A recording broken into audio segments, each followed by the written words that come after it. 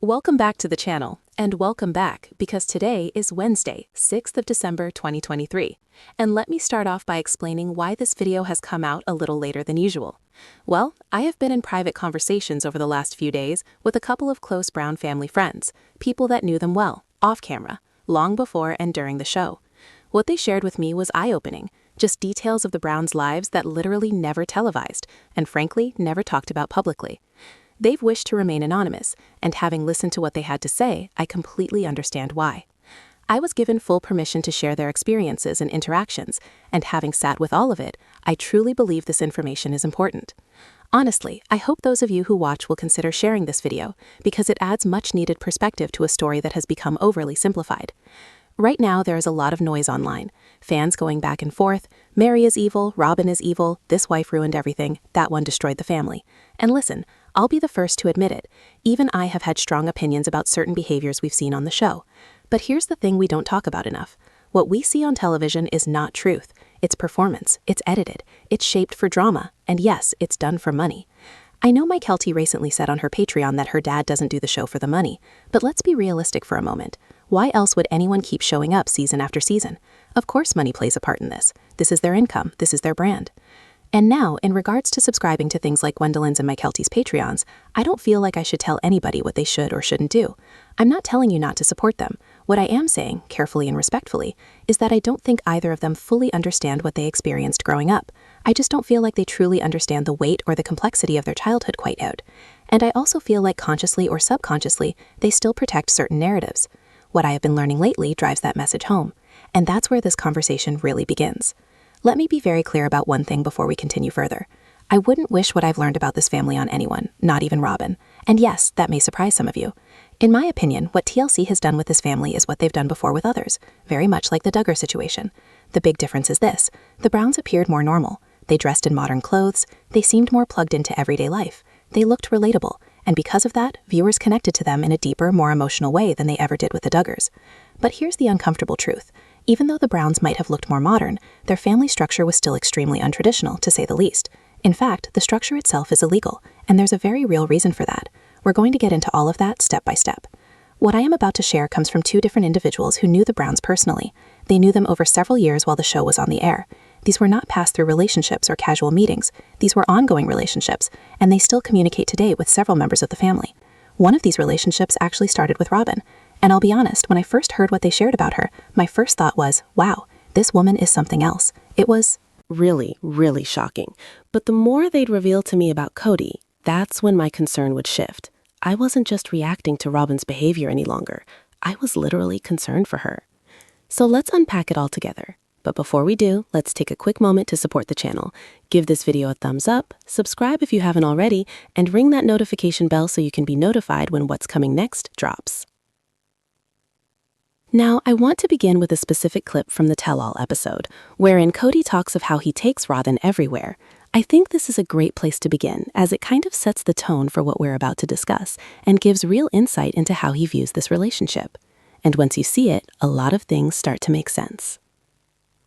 There was something in that clip that really stopped me in my tracks. Kody says, "Wherever I go, she goes." And when I hear that, it didn't sound romantic or protective to me. That sounded like ownership. Almost as if Robyn is property, not a partner. He's deciding where she can go, who she can be around, and when she's allowed to show up.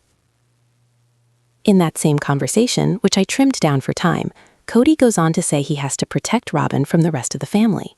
He says she isn't welcomed, her kids do not want to be around the other kids, and there is bullying within the family. The message from Kody is very clear, and he says he doesn't want to put up with it. But listen carefully to what that really means. He's positioning himself as her gatekeeper. He's the one deciding what's safe, what's not, and who gets access to her. Then came another red flag. Kody was recently on the Mormon Discussions podcast, and when Robyn came up, the hosts asked about something she was dealing with, some experience in her life. Kody immediately jumped in and said, "I don't want Robyn to be interviewed. She's not here, and I don't want her interviewed." Now, just dwell on this for a moment. That wasn't Robyn doesn't want to be interviewed. That was I don't want her interviewed. And that distinction matters. Why is it his decision? Why is he speaking for her? Again, he frames it as protection. I'm protecting her. But when protection turns into control, when one person decides what another adult woman can say, where she can go, or who she can engage with, that's not comforting. That's deeply unsettling. And I said this once and I'm gonna keep saying it. Every woman in this system, no matter how she's edited on TV, no matter how viewers feel about her, is still a woman living inside a structure that was built to take power away from her. And that is so much more important than any storyline. This family was built inside a deeply patriarchal belief system, and even though they're no longer officially part of that church, the foundation still matters. They came together under a structure where the husband holds the power, and the wives are expected to fall in line. That dynamic doesn't just disappear because someone leaves a church or signs a TV contract. To know where this all really started, we need to go back to the very beginning of the show. When Sister Wives first premiered, this family was green to the outside world. They were sheltered, far more than most viewers realized at the time. The women looked very different back then. Yes, they wore jeans, and yes, they appeared modern compared to other fundamentalist groups, but they were nowhere near as polished or worldly as they are today. They didn't wear any gaudy jewelry. Their hair wasn't arranged the same way. There was no designer clothing. They were dressed very modestly, and to anyone passing them on the street, they truly probably blended in pretty well. But if you knew what to look for, there was really a very fundamentalist look about them. What the wives never really revealed was just how naive they were, how controlled, how limited their exposure to the real world truly was. We didn't know much about whether they used social media, what their online interactions looked like, or how comfortable they were navigating life outside their immediate bubble. They said they were not living in a closed society, but as a matter of fact, their world was extremely small. Places like Lehigh, for instance, their contact with outsiders usually ended with work. Other than that, they basically interacted only with each other, with their church members, and with their extended family, and that was it. When people say these women were sheltered, that's actually an understatement. To say they didn't have the tools to fully understand how to function in the greater scheme of life would be an understatement as well. They simply didn't have the experience. And that context is very important because the show, when it first started, they were stepping into a world they literally barely understand, and the consequences of this would shadow them for years. When the show first started, most of these women didn't have social media at all. In fact, save for Robyn, they really weren't online. Kody wasn't on social media either, and that actually lines up with the culture they came from. It just wasn't something that was encouraged or understood in their world. So when the show took off, they were thrust into the unknown world of social media, wholly unprepared, not knowing the rules of how public it really was, or even understanding the risks. Robyn, in particular, started making friends online. Many of you already know about one of those friendships, with a woman named Kendra. Kendra is widely known as a prolific online troll. Robyn is not friends with her today, despite Kendra still claiming they are. And yes, Kendra was deeply involved in the infamous catfishing situation. Knee Deep doesn't even begin to cover it. But here's the bigger picture. Because of the show, the family was forced to interact with regular people in ways they never had before, whether it was through My Sister Wife's closet, filming episodes, dealing with fans, or maintaining a social media presence. Strangers suddenly had direct access to them. People came into their lives through the show, through business ventures, through online platforms. Some became their friends. Some worked with them. Some worked for them. Others merely positioned themselves close enough to gain their trust. Because the Browns lacked real-world experience and sophistication when it came to these environments, they were incredibly naive. They didn't understand online manipulation. They didn't recognize trolling for what it was. And they already were deeply suspicious and fearful of outsiders in the first place, which only made them more vulnerable. So when Robyn first started opening herself up to people online, she started to share frustrations about the show, about her life, about what was happening behind the scenes. And that's where it starts to get very complicated. How she looked, and thus how she was coming across to the public. According to this friend, one of Robyn's biggest struggles was how viewers saw her on the show. She was deeply upset by it. She knew she wasn't the fan favorite, and that bothered her more than she ever let on. Christine, especially during those early seasons, was universally adored by the viewing audience. Even Mary received overwhelmingly favorable support early on. Robyn, however, joined the family at a very sensitive time, when Christine was pregnant and about to give birth to Truly. That fact alone led many viewers to react negatively. Many people felt that she was a homewrecker. That perception followed her through multiple seasons. Add to that Robyn's habit of speaking for Kody, acting as though she knew him better than the other wives did, and presenting herself in ways that came off as entitled, and the audience response only got stronger. Robyn was acutely aware of all this. According to the friend, she spent an inordinate amount of time talking about how much it pains her that people don't like her. It wasn't just irritation. No, It deeply touched a nerve. She even convinced herself at one point that TLC had deliberately cast her as the villain. She thought the network needed a bad guy for the show and had chosen her for the role. But let's get real. Yes, reality shows often end up with a bad guy, but they don't usually cast one in advance. The producers manufacture an environment that's rife with conflict and drama, and personalities emerge over time. The villain label forms organically as a function of how someone acts and how the audience does or doesn't identify with them. And that's what happened here. Audiences didn't connect with Robyn's personality. They didn't relate to her role in the family. And audiences especially didn't vibe with the dynamic of her and Kody's relationship. And it all comes full circle to that one person, Kody. Because he's the one who brought her into the family, and everything that followed came with that choice. So Robyn became very preoccupied with how she came across. She just put a huge amount of time into her image and really, really wanted people to like her, this friend says. And then there was something else, some other element in this scheme, very troubling. She became obsessed with Christine. She did not want people getting close to Christine and actively discouraged it. She painted Christine as difficult, abrasive, temperamental, at times even suggesting she was emotionally abusive. The message, always the same, was that Christine was a problem. Robyn framed her as a threat and positioned herself as the one who had to protect others from her. In Robyn's mind, if anyone was going to come into her life, they needed to be warned, shielded, and saved from Christine. According to this friend, Robyn was obsessed with Christine, and the reasons weren't exactly subtle. Christine was wildly popular with viewers. She was the youngest wife for a long time. She was still fertile. And in this belief system, fertility is currency. Babies mean status. Babies mean attention. In polygamous cultures, the wives aren't only sharing a husband, but also competing for time, approval, affection, and vindication. Christine had been the newest wife until Robyn came along, and suddenly Robyn was the fresh addition. That shift alone created tension. Add in the hierarchy, Christine being the third wife, Robyn the fourth, and the script says Robyn quite simply did not like her. She felt threatened by her position, her popularity, and what she represented. What made this especially strange, though, was what happened when this friend actually interacted with Christine. Despite everything Robyn had said, the friend found Christine to be absolutely lovely, kind, warm, easy to be around. There were no issues, no drama, no abrasiveness, just a genuinely sweet person. Mary, however, seemed to be an entirely different case altogether.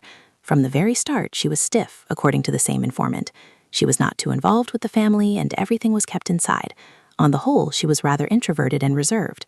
At the time, this behavior was confusing, but with everything that's come out since, this person now says it makes a lot more sense. Although at the time this friend didn't realize just how much information was being withheld from her about what was really happening inside the family, looking back now, she says she understands how much she was lied to and how carefully the truth was managed. When she first entered their world, her intentions were simple. She was there as Robyn's friend. She knew Robyn was struggling online, being criticized constantly and feeling overwhelmed. So she did what many of us would do, tried to support her, encourage her, lift her up, and make her feel better during a very difficult time. Through that friendship, she eventually started helping the Browns do some work. I am intentionally not going to describe the nature of that work because I don't want her exposed or dots connected by which she could be identified. Suffice it to say, the work involved communications with the wives, determining what needed to be done, helping to organize tasks, and handling ongoing issues they were dealing with. One day there was a problem that couldn't be taken care of any other way than talking directly with Robyn. This female asked her husband, who also was involved in helping to manage these issues, to make the call. He did. He later told her of this call and said it was something he would never forget. A woman answered when he dialed. He wasn't sure because he didn't quite know her voice at first. He asked to speak to Robyn, and the phone was passed to her. He had barely managed to get just a few words out when, out of nowhere, there it was. It was Kody's voice hollering in the background, screaming, "Are you talking with a man? Are you speaking to a man? Is that a man calling my wife?" He was screaming at Robyn, not with the caller, at her, and the ferocity of it scared him. He said afterward that the reaction of Kody when such an ordinary thing came up, a man had called Robyn, was alarming. It wasn't protective, it wasn't concerned, it was possessive. That moment stayed with him because it felt less like a husband reacting and more like someone guarding property. Like Robyn was his property, as if he owned her and no one else had the right to speak to her. This man said he barely got 2 words out before Kody ripped the phone out of Robyn's hand. Then Kody completely took over the call. Pandemonium ensued. Kody started yelling, derived from not only the caller, but multiple female voices in the background. He could hear several voices trying to explain what was going on, trying to calm him down, trying to tell him this was business-related. Kody wasn't listening. He didn't care. He never cared that the man was helping them out with their business. He didn't care that this was a trusted friend. He didn't give a hoot about context whatsoever. The only thing on which Kody seemed to focus was one fact: some man had called one of his wives. This man says Kody made it crystal clear his wives were not to speak to men on the phone. That was improper. Permission was required. A man calling a wife was taboo. The tone wasn't calm, rational. It was jealous, aggressive, possessive. At one point, Kody accused Robyn of warming him up, as if she were flirting, as if she were trying to lure this man in. Let that sink in. This was someone calling to help with their business, and Kody was framing it like a personal betrayal. The caller was shocked, utterly dumbfounded. When Kody got on the phone with him directly, he started yelling, telling him he was out of bounds, that he had no right to speak to Robyn, that Robyn was his wife, and she doesn't talk to anyone without his permission. The man replied it felt like he was being lectured over and over, as if he broke some major rule or even law, and he tried to explain, over and over, "I'm here to help you too. This is about your business." It did not matter. Kody couldn't let it go. The yelling continued. He was screaming at the women in the background, including Robyn too, until that was the moment when it stopped being just uncomfortable and moved into something much darker. All of the wives were getting screamed at, Christine included. According to this man, he said he could hear 3 or 4 women in the background. So theoretically, all of the wives could have been there, all being yelled at by Kody. And why? For the simple crime of speaking to a man without his permission. Without his permission, because a man had called them. I asked him, but what if it was another person, a doctor, a postman, or a teacher? Would it have been all the same? And his response was chilling. No man was allowed to speak to these women, period. Everything had to go through Kody. Every interaction, every conversation. No exceptions. I pressed further. So, was this just controlling behavior, like managing their interactions? He was emphatic. No, it wasn't control. It was abuse, he said. The way he talked to those women, the way he acted as if they were his property, it wasn't about managing a situation. It was abusive. He drew a line. Control is one thing, trying to manipulate a situation, directing someone's actions. But this was another. This had to do with ownership, domination, fear, abuse. I asked about social media. Were the wives allowed on the internet? The answer was expected. Kody did not use social media much, but he did so occasionally by using the accounts of Robyn. Moreover, for a long time, there was a complete ban on the wives using social media. None of the wives were allowed social media by Kody. Neither strangers, nor fans, nor friends were supposed to reach them. And this is why Mary was so clueless about the catfishing incident years later. This is why she literally had no idea about social media. She didn't understand the playground. She didn't understand the danger. She was sheltered to the point that the rest of us wouldn't even begin to understand. And this is not an accident. He regulated their access. He regulated with whom they spoke. He regulated what they could view, post, and do on the internet. And in this regulation, there was no subtlety, only domination. Despite the fact that the show required the girls to mingle with other people, either for filming, fan engagement, or promotion, Kody would still not permit them to use social media for the longest time. Well, there was one exception. That was Robyn. Nobody knows why exactly she was chosen to enjoy that freedom. Once the rest of the wives were allowed access to social media, it was evident just how unprepared they were. The rest of the wives were like deer caught in headlights. They didn't understand how it worked, like how to engage with strangers. They'd never had any real interaction with people outside of work, and they'd lived their entire lives within this very controlled cult system. The wives were naive, to the point that it's almost hard to understand. In fact, Kody was laying down the instructions on everything, with whom they could communicate, with whom they could post, down to regulating their online interactions. Men? Absolutely out of the question. I mentioned this interesting trend, I continued, that all interviews they have ever done are with women. None of these, what they call tell-all interviews or exposés, have been hosted by a male. Meredith Vieira for that segment of the Today Show, Oprah, Natalie Morales, Erica Hill, Tamron Hall, Suki, and so many others, and not a single male among them. And the reason for this, according to my source, it is rather telling. Kody is just that jealous and insecure that even conversing with other men is a problem for his wives. Maybe it could weaken his grip on them, or something worse, be a means for another man to have any sort of influence on any of his wives. Thus, Kody makes sure that the only men present in these conversations are women who are considered safe in comparison. It is a control device couched in the language of protection, but if you examine the underlying pattern, the truth is much more frightening. And leave him for another man. That's what lies beneath it all. He doesn't trust Robyn or any of the wives enough to talk to men. But that brings me right back to my podcast moment when Kody said, "I don't want Robyn to be interviewed." The question is, why wouldn't he want Robyn to be interviewed? The reason is that this podcast happened to be recorded by 2 males. Although those are his friends, it would mean that Robyn would have to give an interview with a man, and that would break a line for him. In that ideology, you do not talk to another man's wife. Period. It's based on that same old notion that women do not speak in church, women do not have a voice, and women need to remain silent unless they're being spoken for. Naturally, I was curious whether such a mindset existed or occurred regularly within the former church setting, so I called Kristen Decker and asked her directly, "Is this normal? Do men really speak about women like that in the AUB?" Her reply was swift. "That's how Kody speaks, 100%, she said. "I don't think all men are like this, but that is how Kody is. The wives don't get to talk to anyone. That's just how he operates." And that led me to think of something else, something that struck me as peculiar at the time, but seems much more significant now. Do you recall Kyle Henderson's character?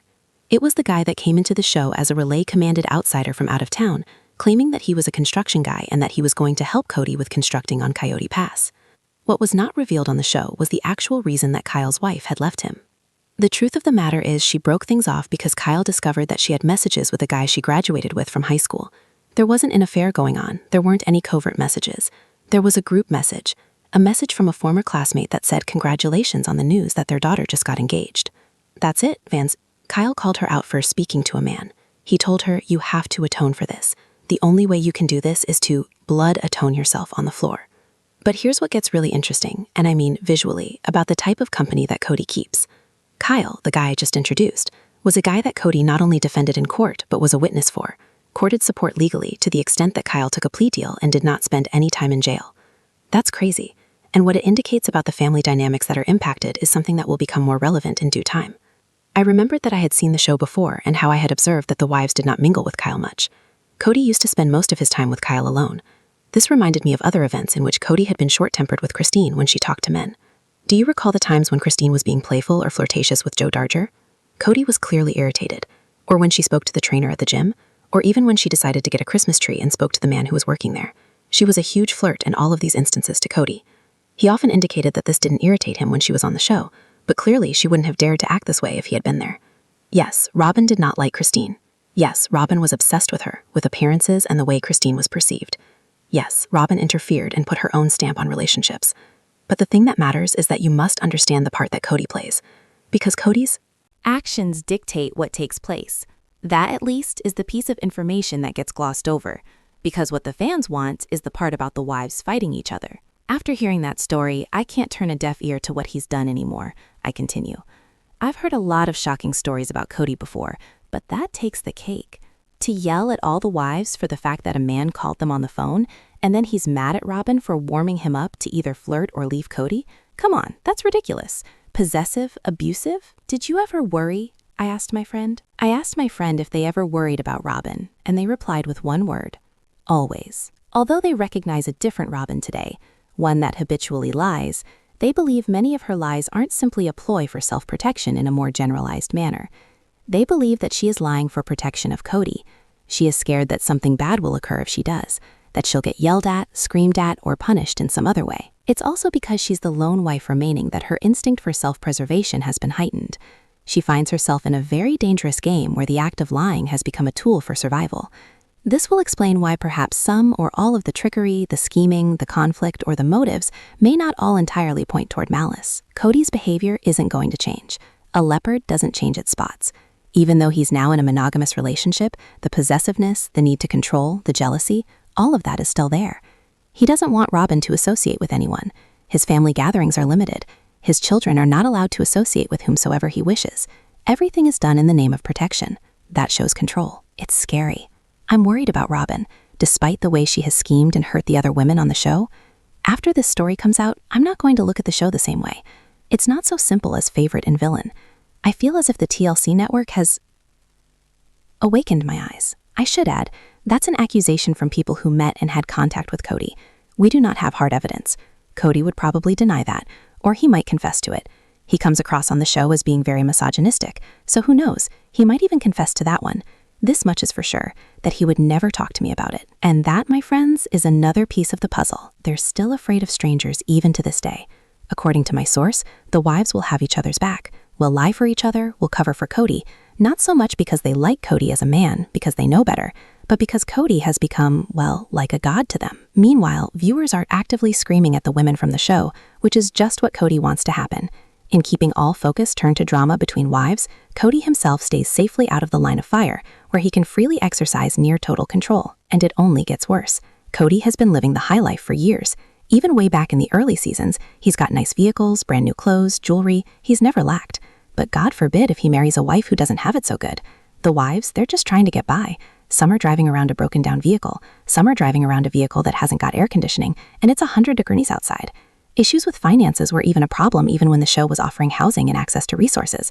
It was a burden on the wives when it came to finances. They would have to find additional jobs or participate in multi-level marketing opportunities, not by choice, but by necessity. Kody was taking in most of the money from the show. Robyn benefited from the system more than anyone else. It is, after all, the favorite wife.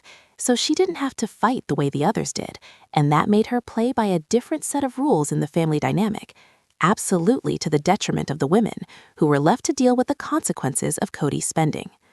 Peyton just explained what she was doing, what all the wives were doing at times, which was just to survive. Just to survive. That kind of gave me a perspective on everything I heard. They'd peck, pick, and needle each other, toes, fingers, whatever, just enough so they weren't the ones scrambling to pay the bills, so they could get the nice car, nice things for the kids, some semblance of normal life. TLC will never show that side of things.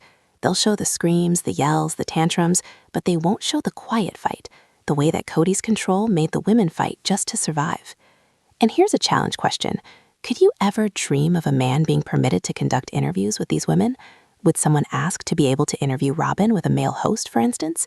Never, according to my sources. These women are not permitted to be asked about guns and safety. That is how entrenched Kody's jealousy has been.